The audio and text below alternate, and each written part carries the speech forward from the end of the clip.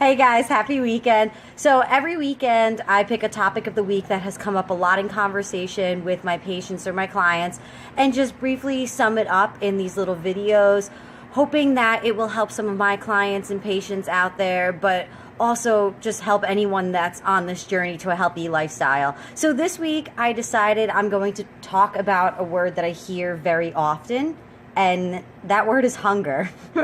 I know this sounds a little silly, so bear with me, but by the end of this, you'll understand exactly why I'm bringing this up.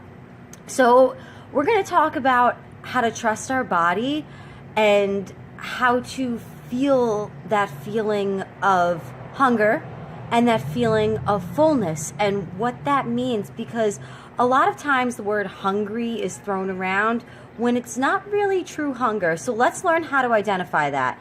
And first, I start off by taking a little bit of time to talk about how hunger has developed throughout your life. So ultimately, hunger is instinctive. The way we are fed when we're babies, maybe as children, maybe as teenagers. Did we diet? Did we not diet? Did we struggle with eating behaviors in college? And then all of these things in summation, whether we thought of certain foods as good or bad, or that famous clean plate club, or the starving children in Africa won't get their food, so you should finish that whole plate even though you're stuffed, that has really transformed how us as individuals feel that hunger. So what I want you to do is take a brief moment to think about what hunger means to you. If you could define what hunger is for you, what does that feel like? And a lot of times when I ask that question, people look at me like I have two heads, and they're like, I don't know, it's I'm hungry, like I want food. Well, wanting a food is not necessarily hunger. So then I say, can you describe that in a more physical way? And I'll get things like stomach rumbling, or maybe they'll get heartburn, or maybe low energy. So really briefly right now, even if you want to take out a paper and pen, write down what hunger feels to you, or what it feels like to you.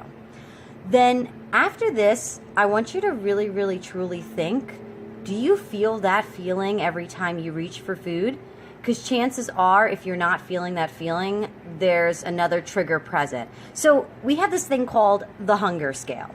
And it's something that many, many people use, but just to define it a little bit for you, on a scale of 1 to 10, 10 being like starving, like you're going to eat like your hand off or the desk or the chair, and 10 being so full that you feel like you're going to explode. So 1 being starving and 10 feeling almost sick. But where we want you to be, where we want you to stop, is not at number 5.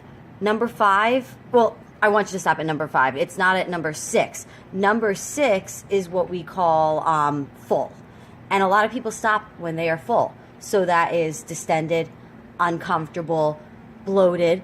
So maybe we can work on getting you to stop at 5, which is satisfied, just no longer feeling hungry and no longer feeling those symptoms. And usually if we eat past 5, there's another trigger present.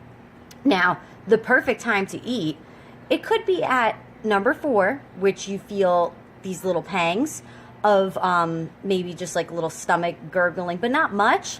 But you know you're not going to be able to eat for another few hours, so maybe it's a good time to still eat something to keep your metabolism going, but just keep that snack very small, because if you're really not that physically hungry, then guess what? Your body needs less energy.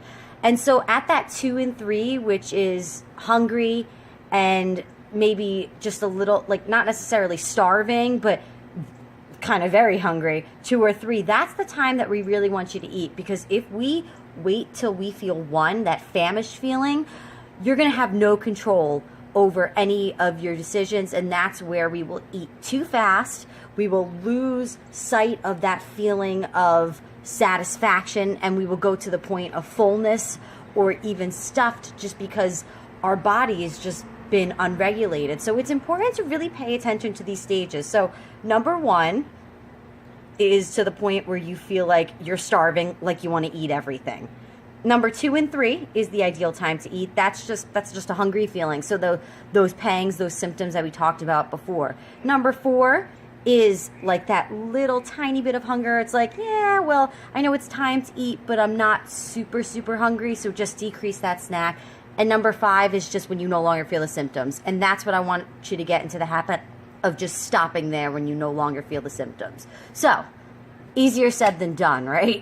I could sit here and say all I want. Oh, I'm going to stop when I just no longer feel hungry. But ultimately, our bodies have been doing this since we were born. And that's what I just said at the beginning of this video. So let's talk about ways that we can start using this hunger scale.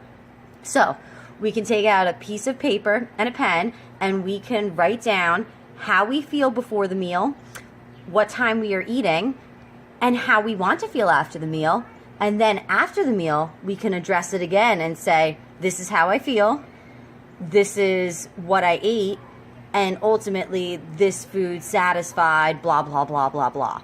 But everyone has a different type of hunger scale, but things to start employing this is to maybe make a halfway mark for yourself. Maybe halfway through the meal, say, all right, I am going to drink this full glass of water, wait a few minutes, and then really assess and see if I'm still hungry or not. And chances are, you probably won't be hungry anymore. So the food's not gonna go bad or spoil if you don't eat it in that moment of time. Instead, save it for later. Save it for when you're actually hungry for it and when your body needs that physical energy, because that's how we're going to maintain lifelong success of weight loss.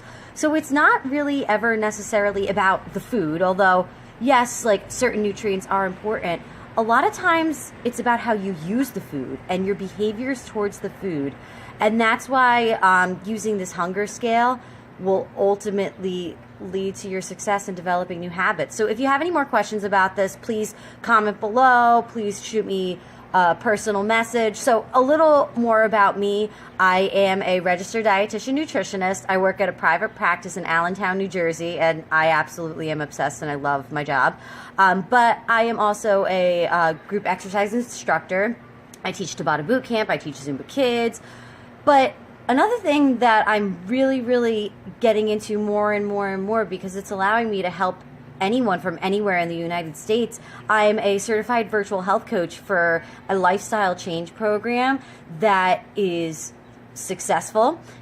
Success is guaranteed, and I can reach you from the comfort of your home and get you to see what you've been striving for all along, whether it's getting you to lose that little extra 5 pounds or just tone up and actually see a physical difference of all this hard work you're putting in. So we're going to help you develop the skills and the tools that you need to succeed. And this is just a brief little message about how I help my patients and clients on a day-to-day basis.